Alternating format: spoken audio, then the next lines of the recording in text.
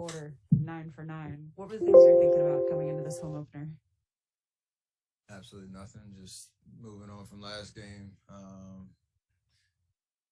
Law of averages, keep your confidence. And once you saw the first couple go in, it's just staying aggressive. Same thing I try to do all the time. I don't know if I've had a perfect start like that before, but it was just a good flow from the jump, and have fun out there. You called that last game trash, though.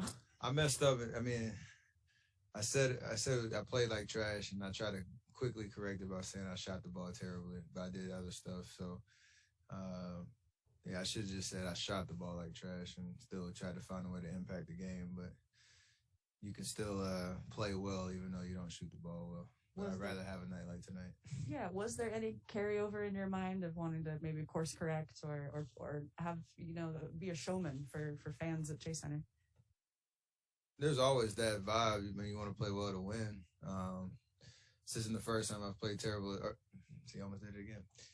I shot terrible at Staples and came back and had a good game, on the back end. So never worried about my shot ever, even though, it's just one game.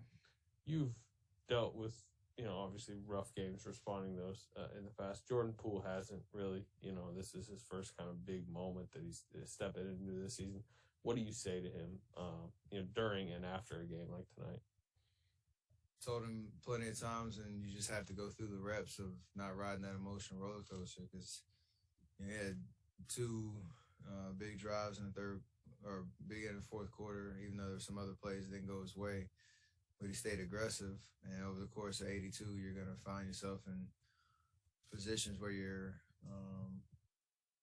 reading the defense, getting to your spots, knocking down shots, getting loose a little bit, a lot more often than a night like tonight. You just can't go home and dwell on it. You got to learn from it, watch the film, but there's no other emotion other than just,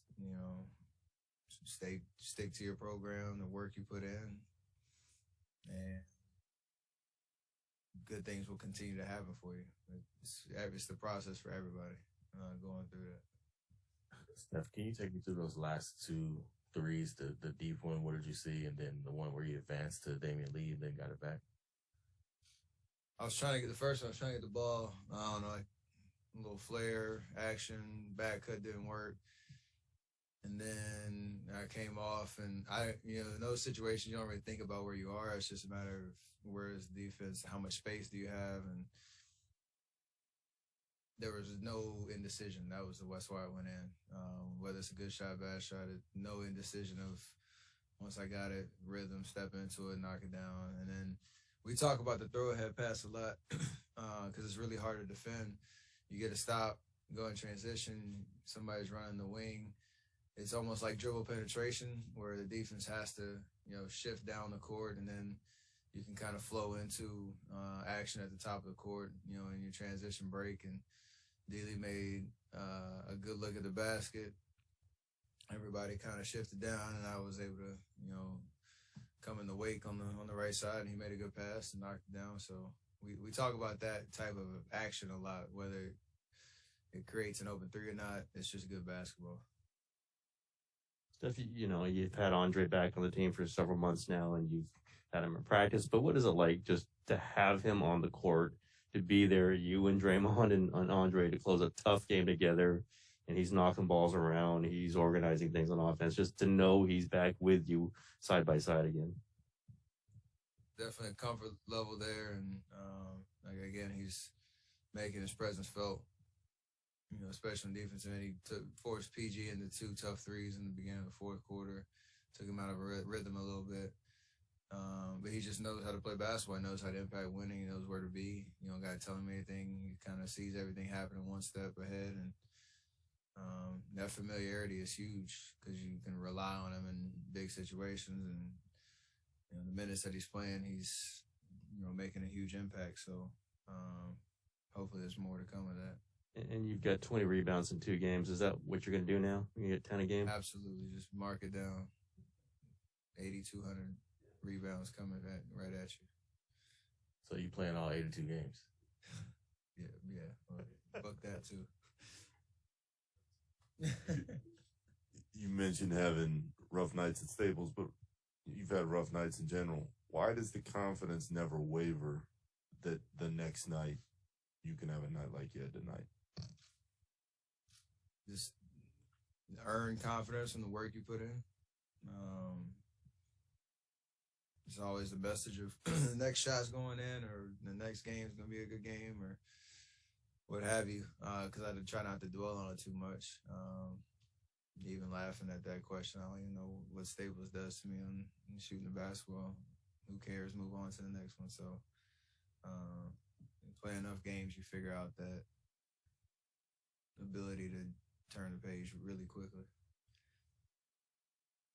Steph, when you guys had some games here end of last season, including the play-in game, did that make tonight feel, did it feel normal, or was there some novelty to the crowd and to the ambiance tonight? It was amazing. I remember coming back from my broken hand back in February or March of 2020, and that was the last time I remember a full packed stadium and some, kind of refreshed excitement. It was obviously short-lived with the shutdown and all that. So, going from no fans to whatever it was, 1,500 to 7,500 last year was cool because we needed just some type of energy and life in there. But tonight was different. And obviously the way the game played, it was awesome. The first quarter, it was kind of blah in the second and third. And then the fourth was, playoff type of atmosphere. And the game kind of followed suit. So it was nice to experience all of that. And obviously nice to get the win. But it's great to see everybody in the stands. And hopefully we can continue to build culture and a true home court advantage here, because it's going on the third season and we haven't had that opportunity yet. Just want to go back to Andre. He dunked tonight. I think he had a dunk in the preseason too, but he stepped out of bounds. I mean, what do you think of his springs, just how his body looks? An athlete is always an athlete.